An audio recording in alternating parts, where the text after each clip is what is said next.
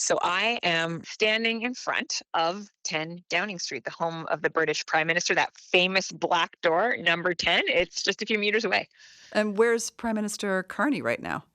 He is on his way here. He's actually at a reception with a bunch of other world leaders, a little bit of a gala, some of the folks he was meeting with earlier today.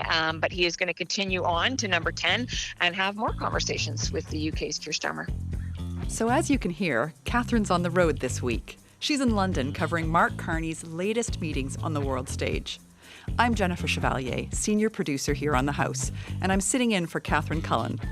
Today on the show, we'll check in with Catherine for the latest from 10 Downing Street. Then, Canada's ambassador to the UN, Bob Rae, is here. We'll talk about recognizing Palestinian statehood, Ukraine, and Trump's UN speech railing against immigration, climate change, and this. These are the two things I got from the United Nations, a bad escalator and a bad teleprompter. Plus, House producer Emma Godmere will take us to Greenland to see how the people there are coping with threats of annexation and hoping for closer ties to Canada. But we begin with Mark Carney in London. Is the Prime Minister's plan to build new alliances for Canada working? The House is now in session. Hey, Catherine, welcome to the House. That's my line. Listen, Mark Carney has been putting some mileage on his plane, a recent trip to Mexico City, then the United Nations in New York this week, now London. What's the purpose of this latest trip? I mean, so many of these trips, Mark Carney is trying to build more trade ties. We know he's trying to make Canada less dependent on the United States and make some of these other international relationships firmer.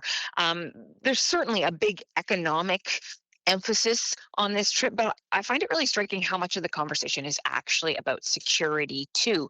What more Canada can be contributing on some of the more challenging conflicts in the world right now. I'm talking about Ukraine, the situation in the Middle East. That has certainly been a big part of the conversations he's been having with world leaders during his time so far in London. So who's he meeting? Like, what's on the agenda?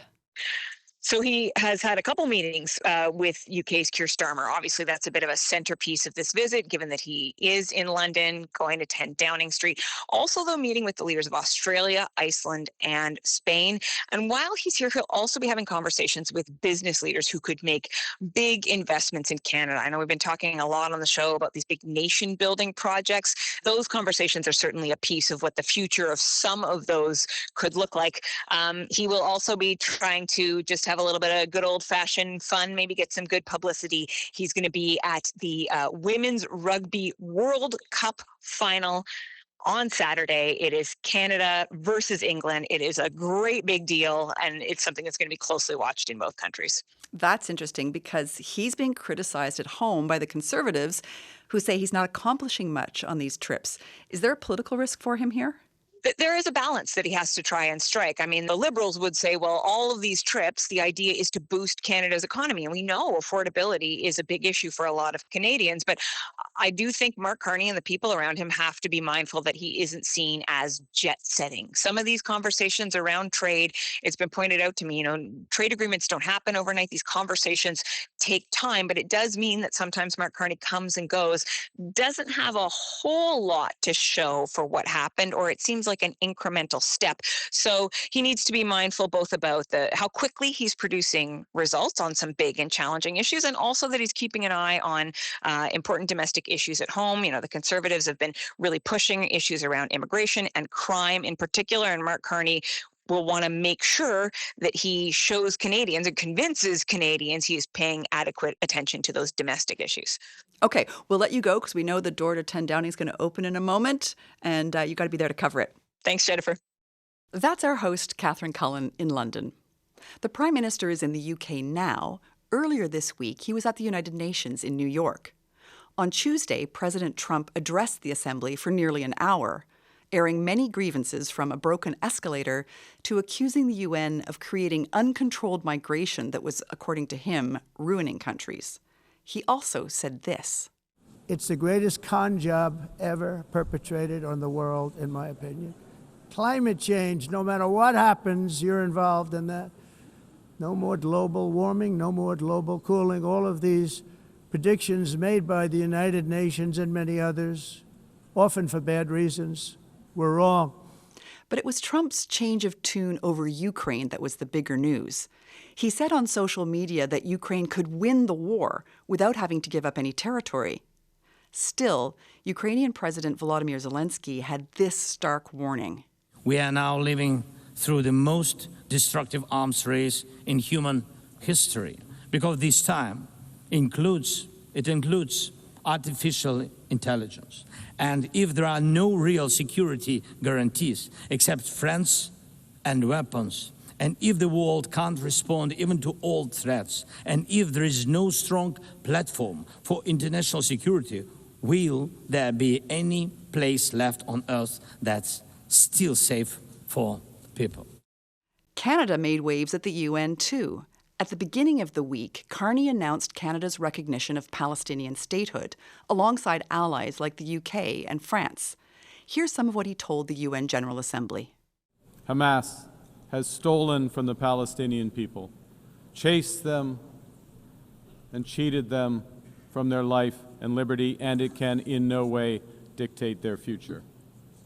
But, Excellencies, the current Israeli government is working methodically to prevent the prospect of a Palestinian state from ever being established. In this context, Canada recognizes the state of Palestine. The recognition is based on the Palestinian Authority holding general elections and that Hamas have no role.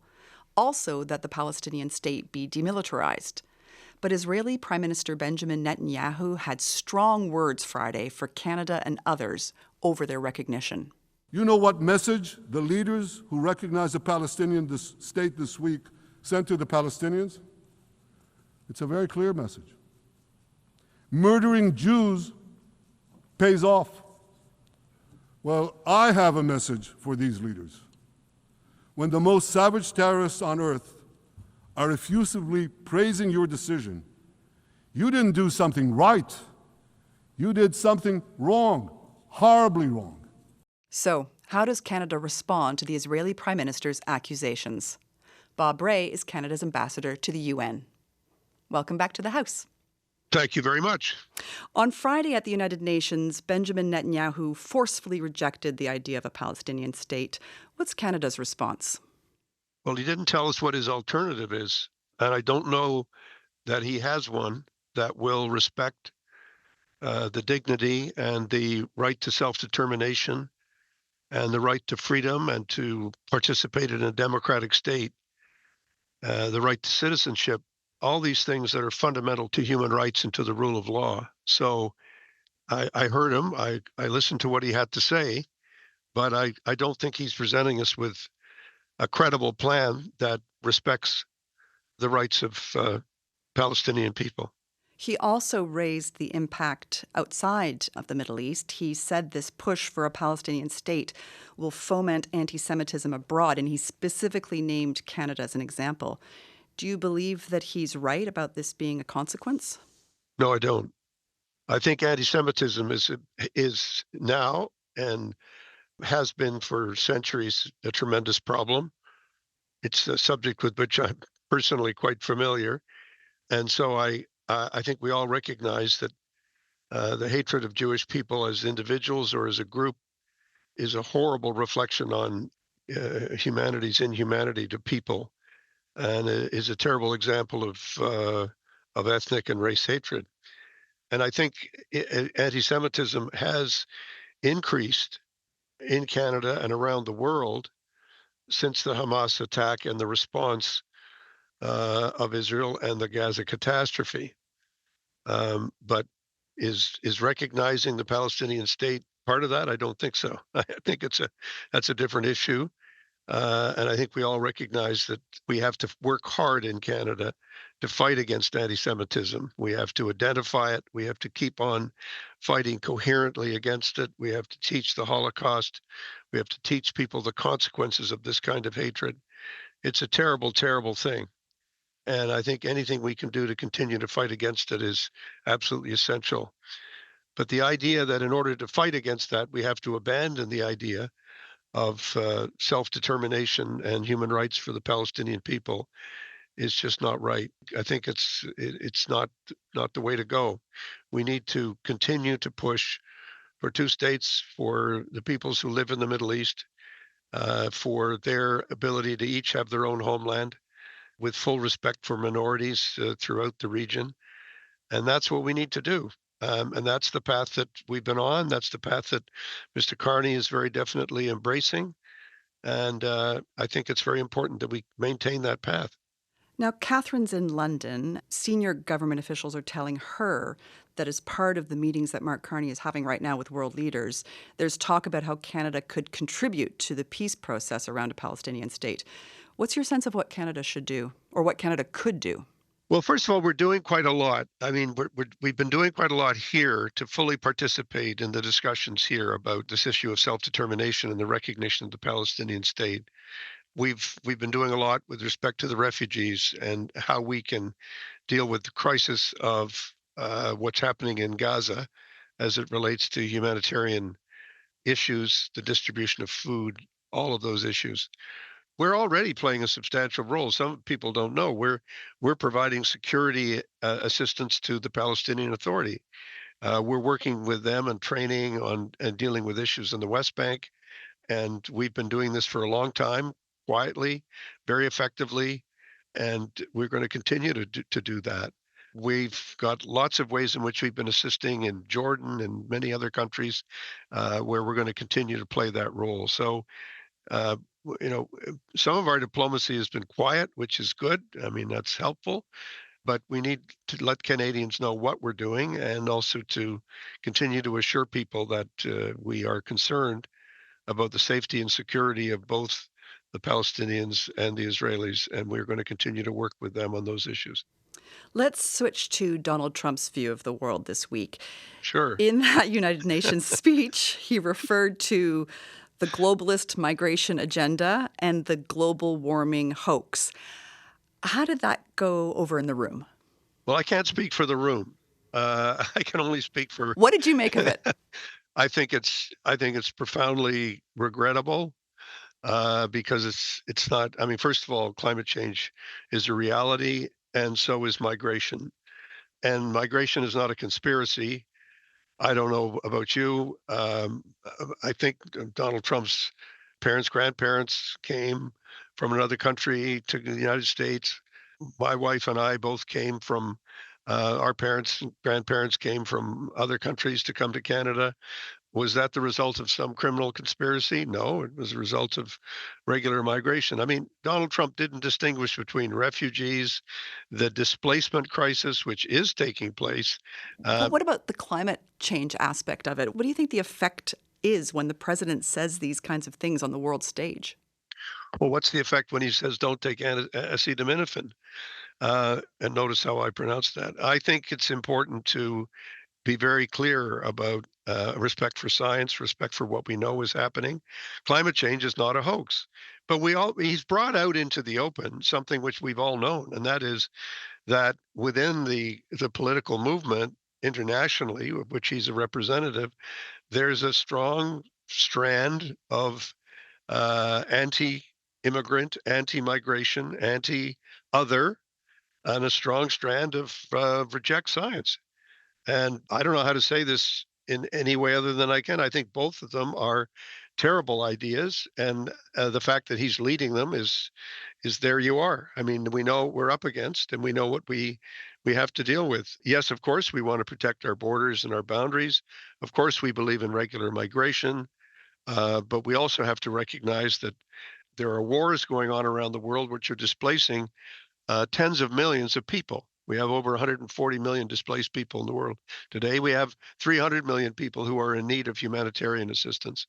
And that is not the result of some conspiracy.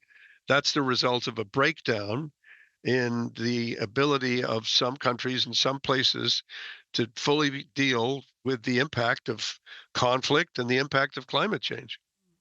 The president also seemed to shift his tone on the war in Ukraine, now suggesting that Ukraine may not have to cede any territory after previously saying Russia and Ukraine would have to divide up land. Is there a push going on right now to get him to stick to this new point of view?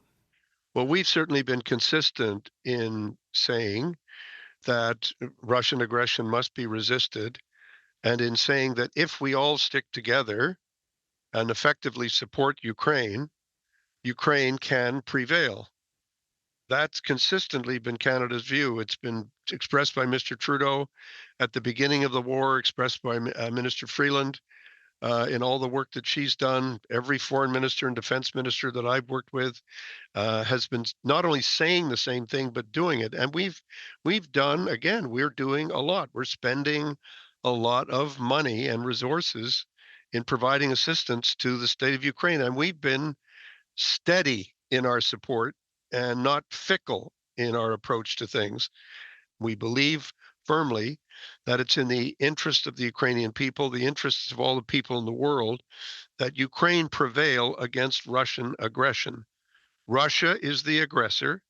Ukraine has been fighting this aggression as it's entitled to do under Article 51 of the United Nations Charter.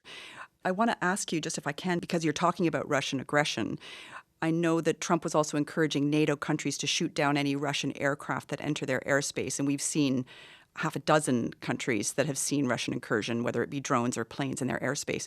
How should countries respond to this, to these kinds of incursions? Well, as members of NATO, we have a responsibility to protect any country from aggression. That's our responsibility as a NATO member. And it's up to each NATO member to tell us what they would like and need us to do. And then NATO gets together and takes those steps. So it's not about me pivoting and saying this is what we should do. I think these are the steps that need to be taken. Countries take steps to ensure that they know where these drones came from, what they represent, what needs to be done about them. And they also make their own decisions about what they would like to do. And then they discuss it with us as NATO partners. And that's an active process that's underway.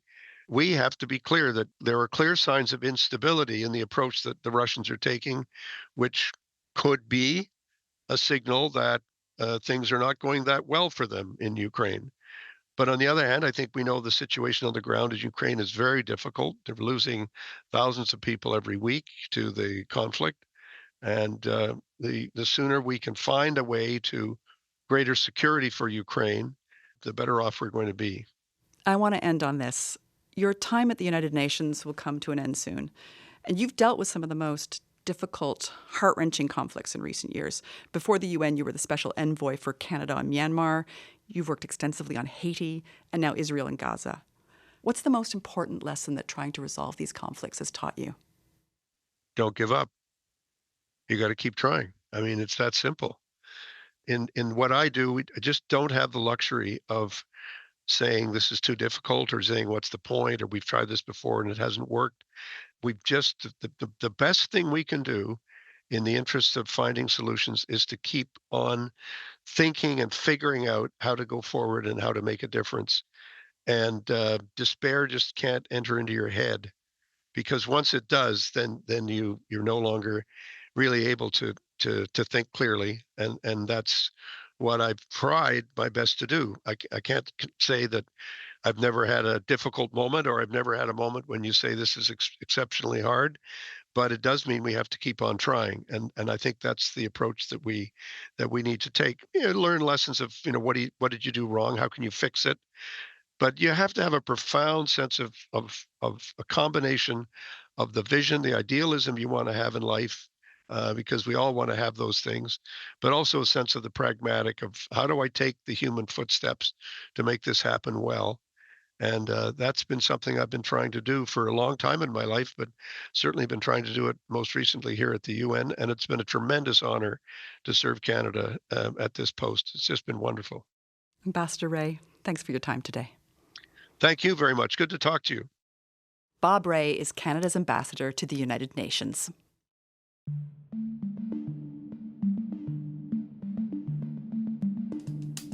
Still to come on the House podcast, did the public safety minister say the quiet part out loud when he seemed to undermine the Liberals' gun control policy in a leaked audio recording? Paul Wells and Shannon Proudfoot will be here to talk about it in about 15 minutes' time. I'm Jennifer Chevalier. You're listening to The House, making politics make sense. Make sure to give us a follow so you never miss an episode. Last week, Denmark led military training exercises with NATO allies in Greenland. Canada was among the observers as the Danes seek to reinforce their operational readiness on the world's largest island. Greenland's found itself at the center of a lot of attention this year, most of it coming from U.S. President Donald Trump. This summer, CBC's Emma Godmere visited Greenland and found that these existential threats could in fact be a timely backdrop for Canada and Greenland to strengthen their relationship. It's so peaceful here. Yeah, the weather is good, right? It's so good and the sun's out, but it's so quiet. As should. In Galasli we say so much. As should. Do you like it? As should. Like many Greenlanders, Milu Gaylart switches easily between English and Kalaallisut, or Greenlandic, a close cousin to the Inuktitut spoken in Canada's north. Here in the fjord just outside the capital of Nuke, we're at virtually the same latitude as Iqaluit, surrounded by floating icebergs of all sizes, some small enough to scoop up in your hand, some large enough to tower over Milu's water taxi. You can almost sense how big it is underneath. Can you see? Yeah. It's going all the way down. While Milu keeps a steady hand on the wheel, his colleague Hans-Peter Leibhardt points out a key sight in the distance. Just behind the mountains that looks like a cloud, but it is the ice cap of Greenland you can see over there. And slightly to the right there's another piece of ice, but it is a glacier, that one over there. And you said you can tell that it's been melting? Yeah, you can see the line over there where it has melted so much that it is below the line. That line Hans-Peter points to looks kind of like a bathtub ring. A strip of light rock that measures where the melting glacier once used to reach. These glaciers form the edges of Greenland's ice cap and break off into the icebergs that eventually float down Canada's Atlantic coast. They're also cracking into smaller pieces right in front of our eyes. Was that some breaking off over there? Yeah. It's called calving when bigger icebergs shed large chunks into the water. And the sound, almost like thunder, carries right over the water.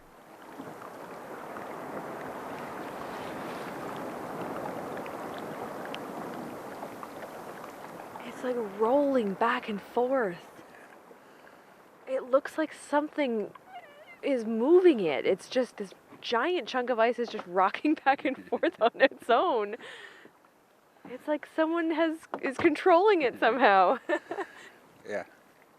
Greenland sits squarely at the crossroads of climate change and geopolitics. As melting sea ice opens up more global shipping lanes, countries that touch the Arctic, as well as some much further afield, are growing more and more interested in navigating northern waters.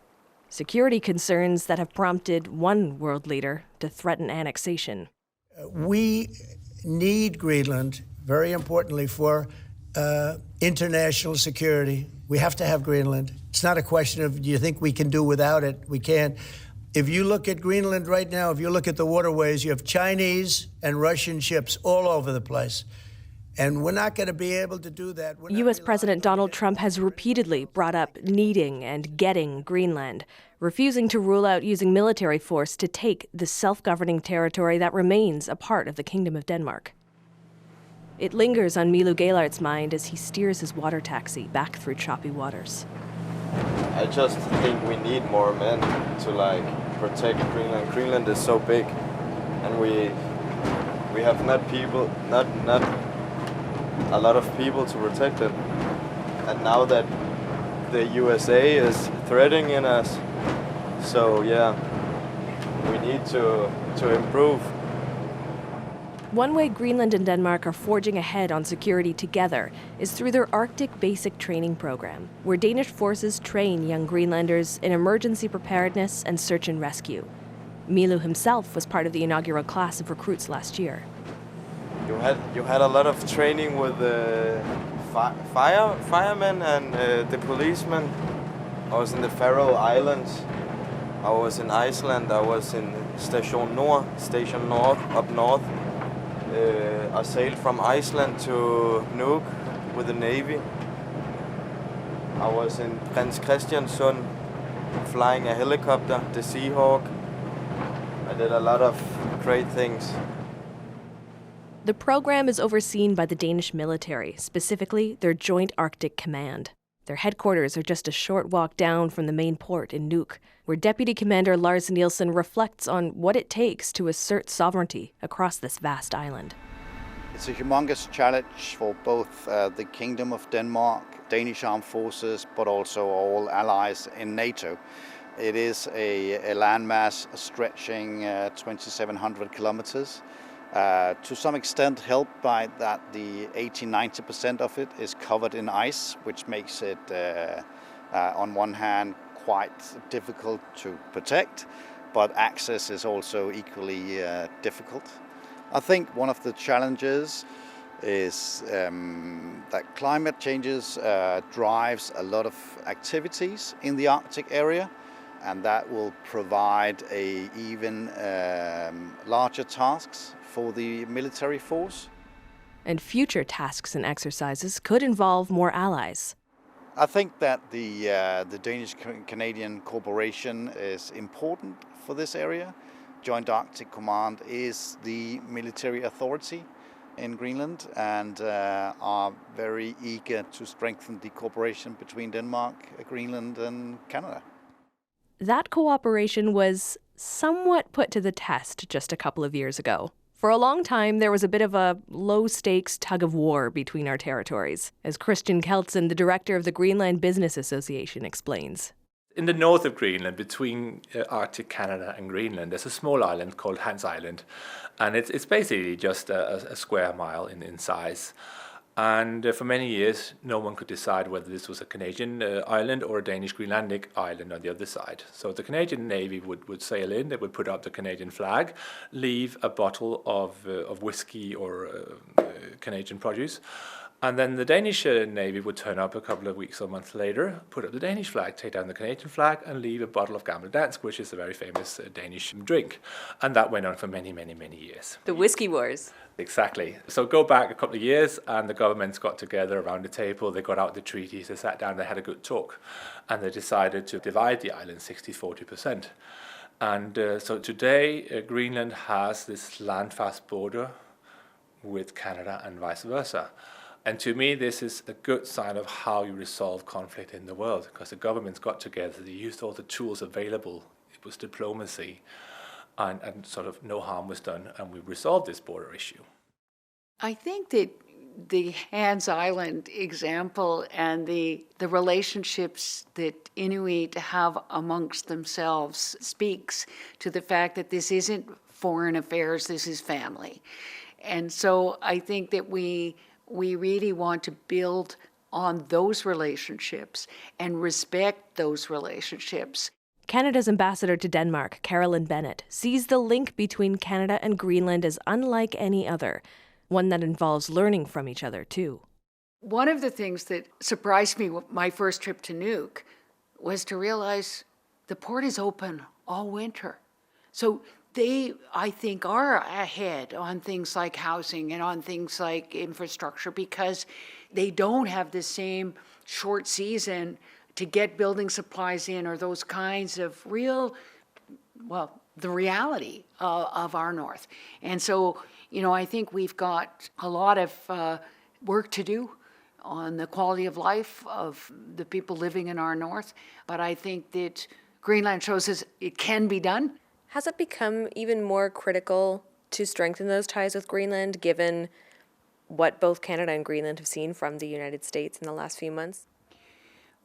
Absolutely, because I think Canadians believe that Greenland is a sovereign nation that needs to be able to speak for itself.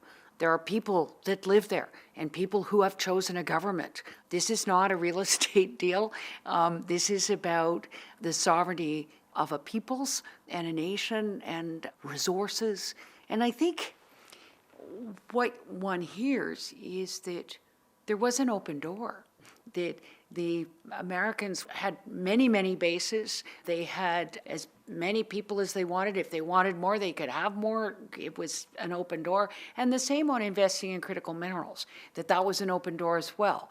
There are areas where Greenland is more protectionistic on tourism, on fish, But on critical minerals and on military support, they were very, very open to American support.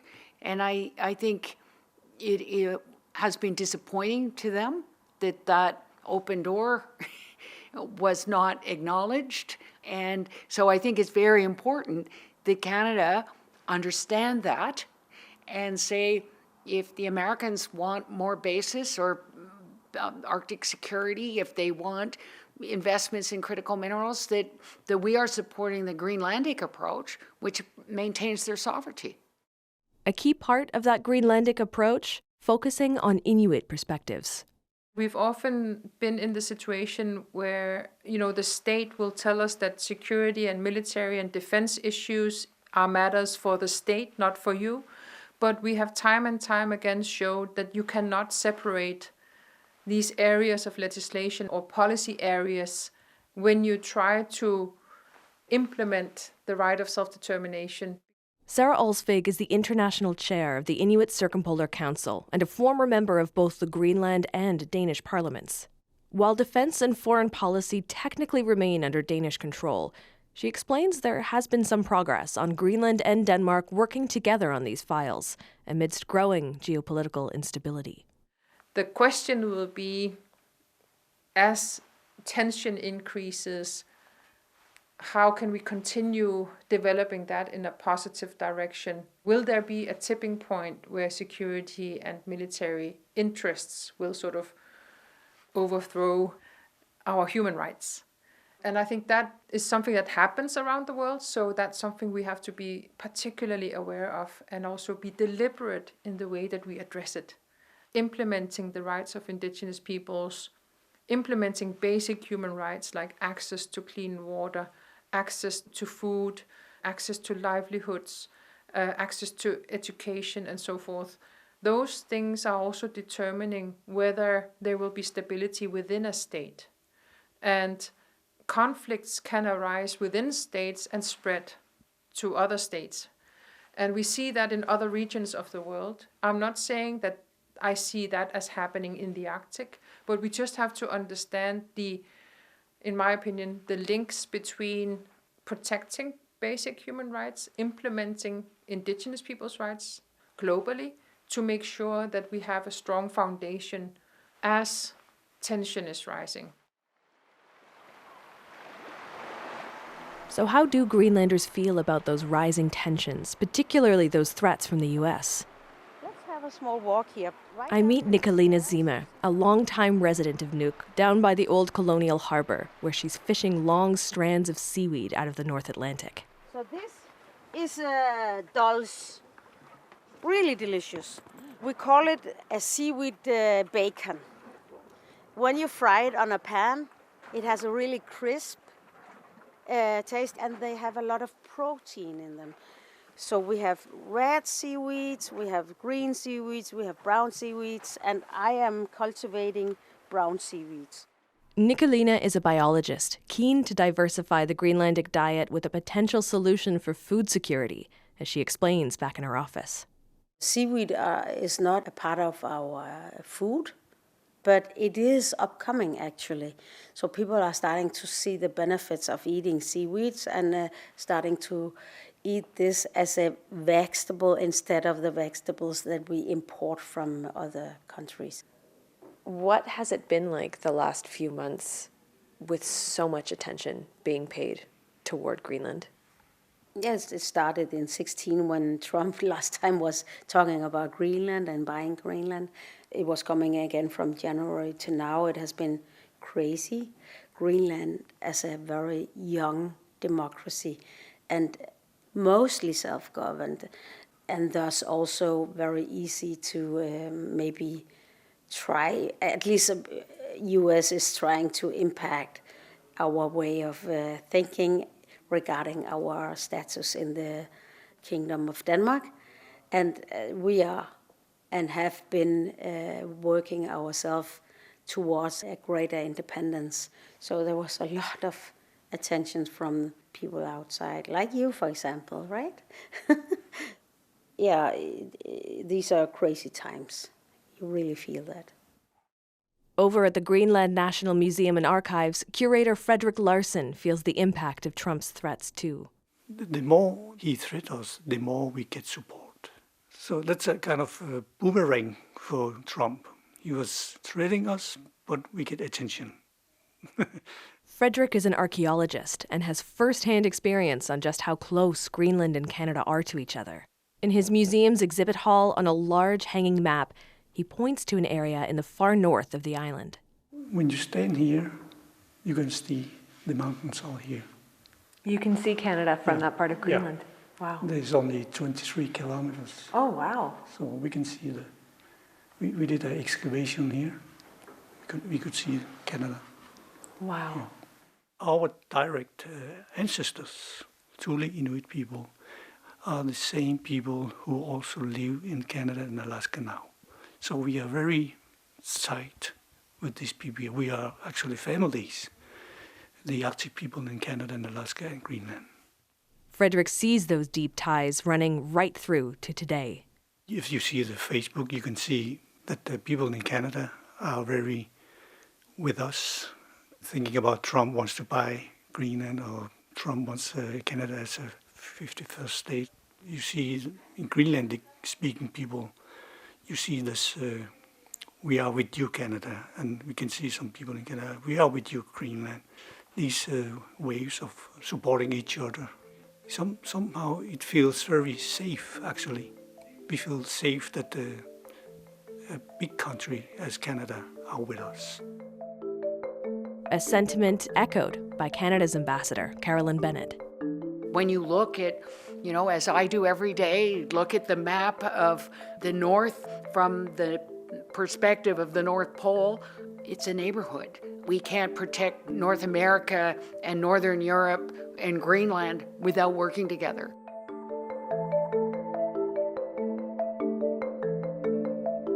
CBC's Emma Godmere in Nuke, Greenland. Her reporting has been made possible by the R. James Travers Foreign Corresponding Fellowship.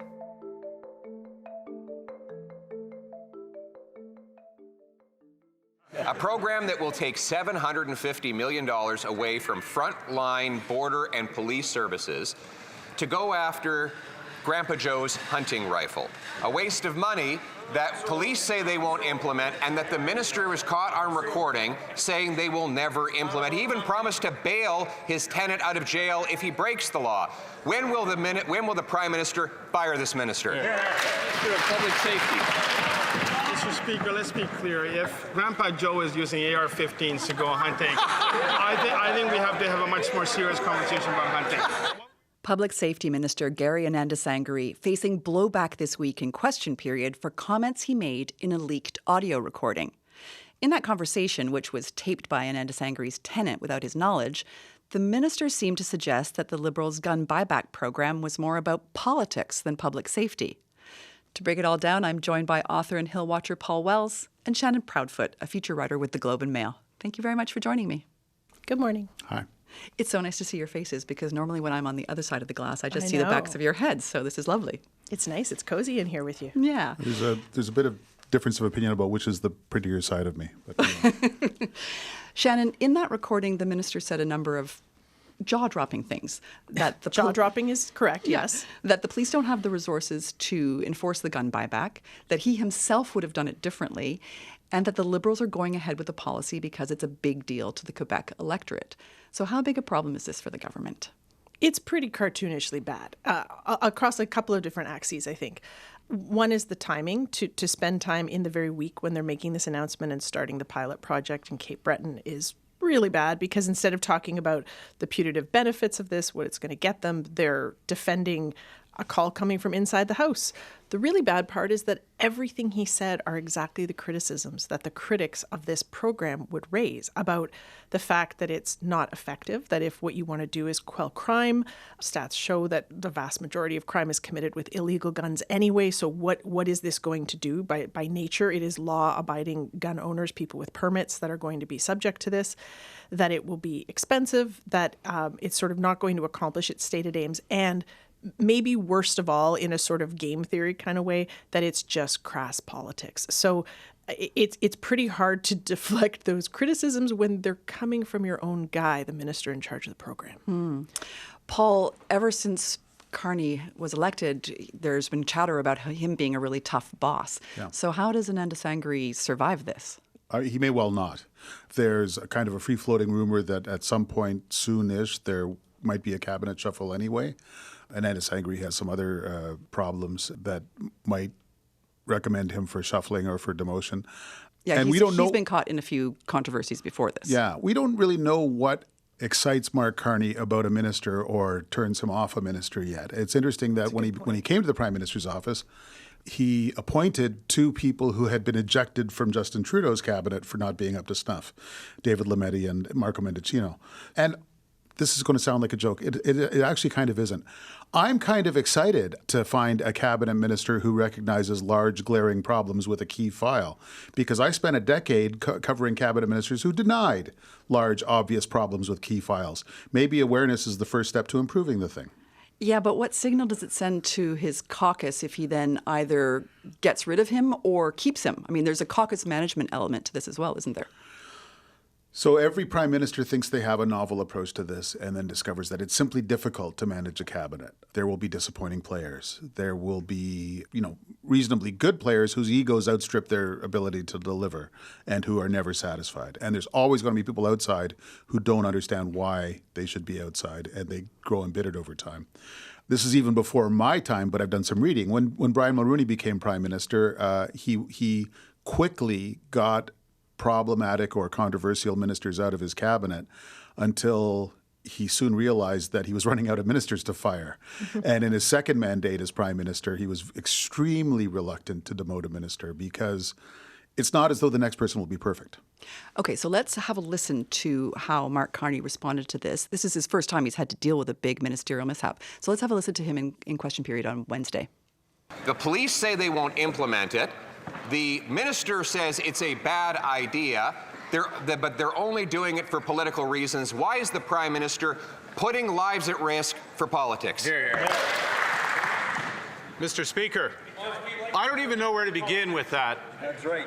First off,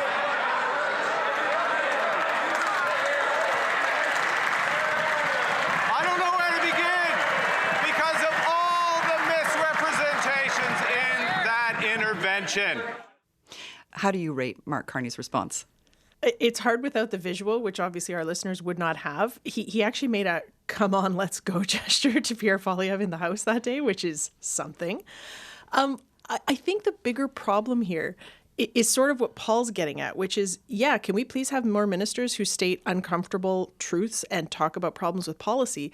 The problem is then that Minister Ananda Sangri went out and swallowed himself whole and has gone right back to, but you know what? It's a great program, and I sort of misspoke, or I was trying to have a congenial conversation with a tenant. And so Carney now has taken the tack of saying, I still have confidence in him. He's doing great work, C2, and so on.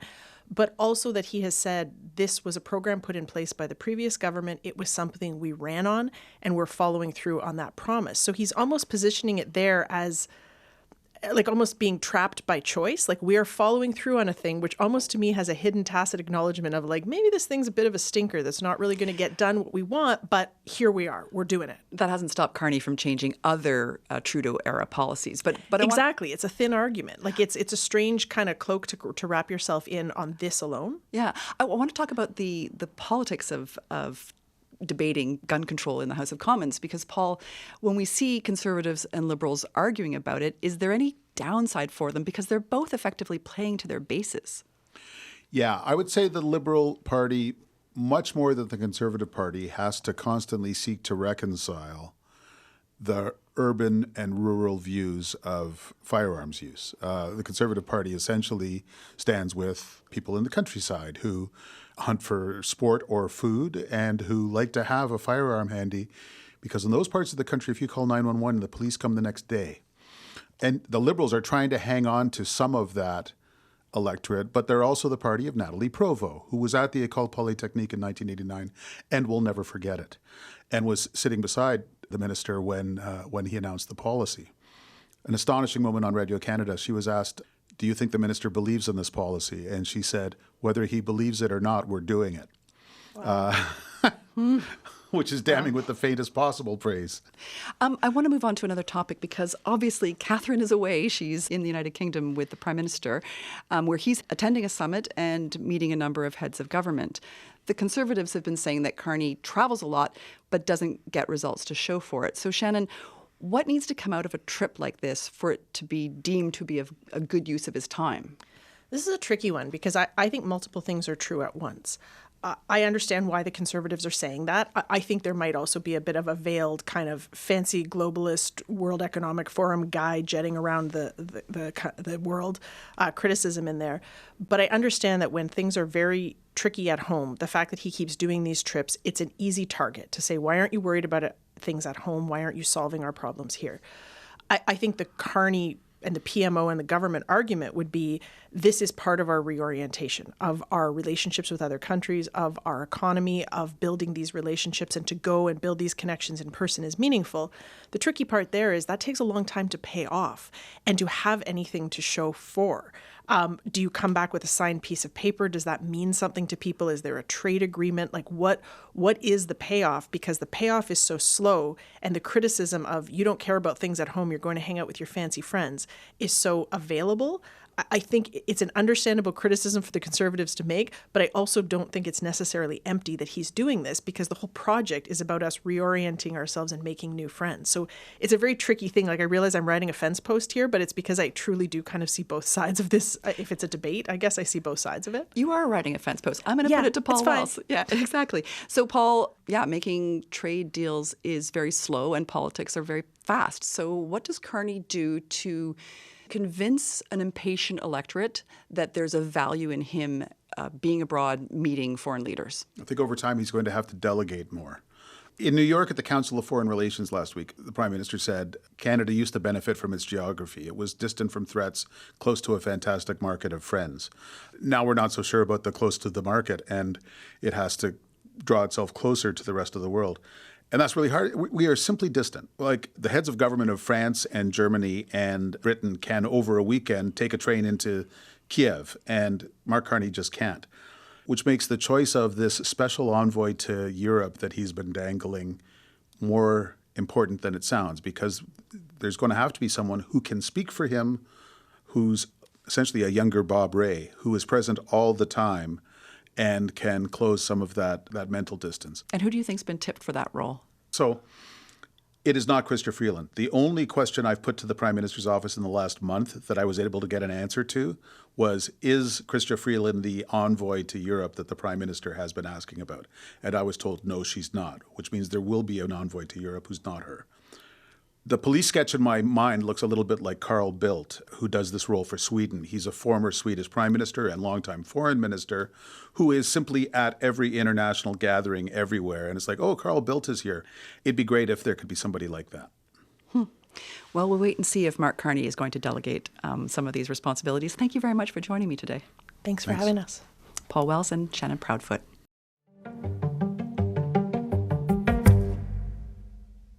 I think we were certainly struck by exactly how elaborate the profiling that was being used by TikTok in their systems of work.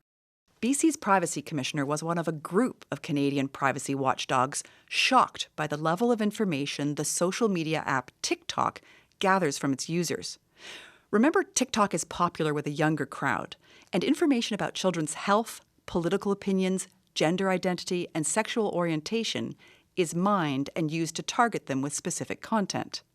Why is the app allowed to do this? How dangerous is it? And how should the Canadian government handle the future of TikTok in this country? Earlier this week, Catherine sat down with Vas Bednar, the managing director of the Canadian Shield Institute, a new think tank on economic sovereignty. Vas, thanks for joining me. Thanks for having me. So we all know TikTok, social media apps, they're collecting information about us. Why is this something that's so hard to address? It's partially hard to address because a lot of the time companies of all kinds, not just TikTok, sort of make the claim that the data they're collecting is nested in their terms and conditions. So what the privacy commissioners care about is express consent. Are you able to really know what the bargain is that you're making? And with their focus on children, they were also really concerned that young people who might need parental guidance or parental input in order to offer that consent were able to lie about their age and not have those supports. When you look at what the privacy commissioners found, it was the Canadian privacy commissioners as well as several provinces. What stood out to you? One element that really stood out for me was they're relaying that TikTok sort of said to them they don't know how their algorithm works, that they're unable to sort of account for it. And this was with the concern that the algorithm may unintentionally be able to target people due to their transgender status. And I think that framing of algorithmic systems as being inherently unknowable or, a black box is kind of tricky writ large. But for us, that actually brings up, not to be too boring, but from a regulatory perspective, trade issues. Because when it comes to our relationship with big tech that's not Chinese owned, but American owned, in the digital chapter of CUSMA, we gave away or, ceded the ability to audit algorithms.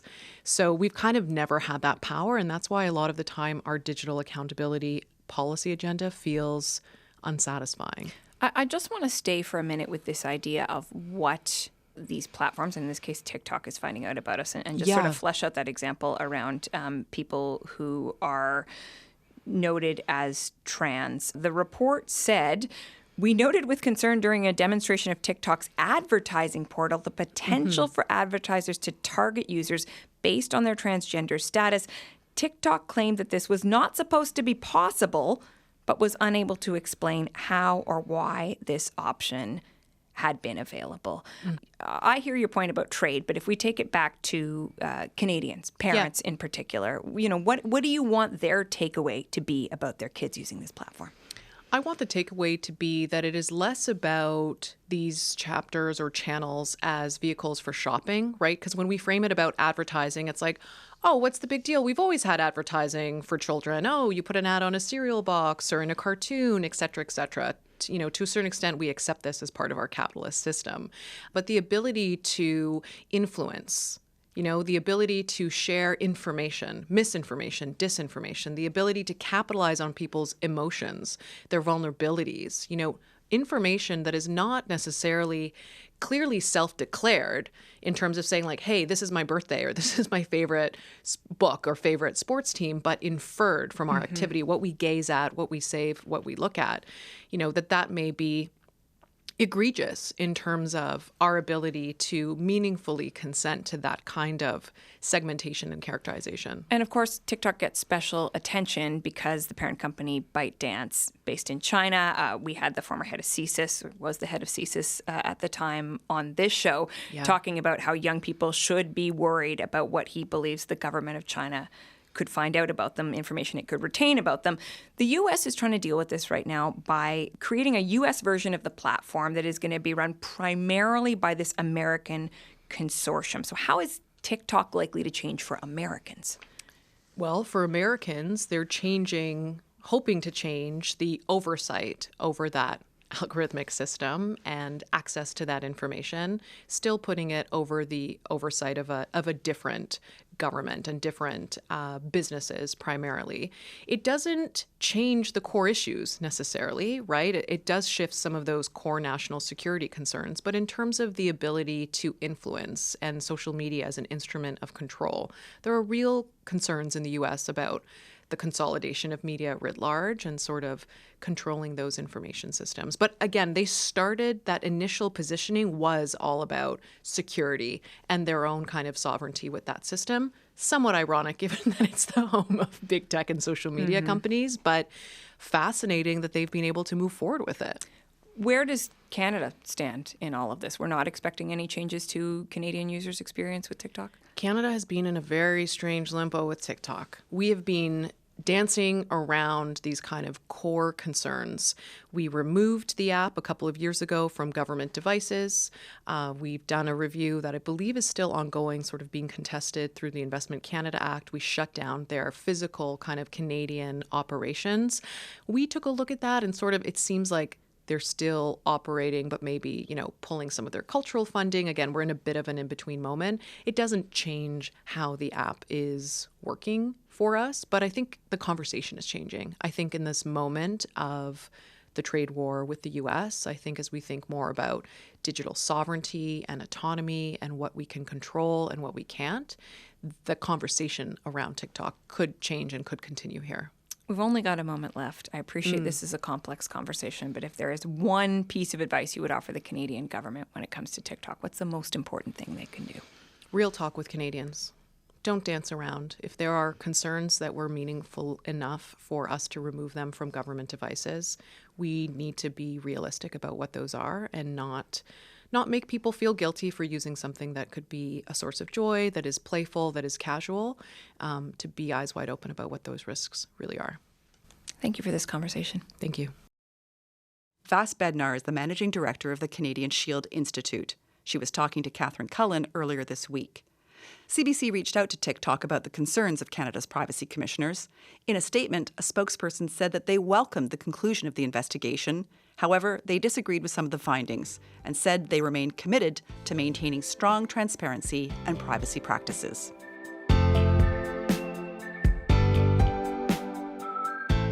That's it for us.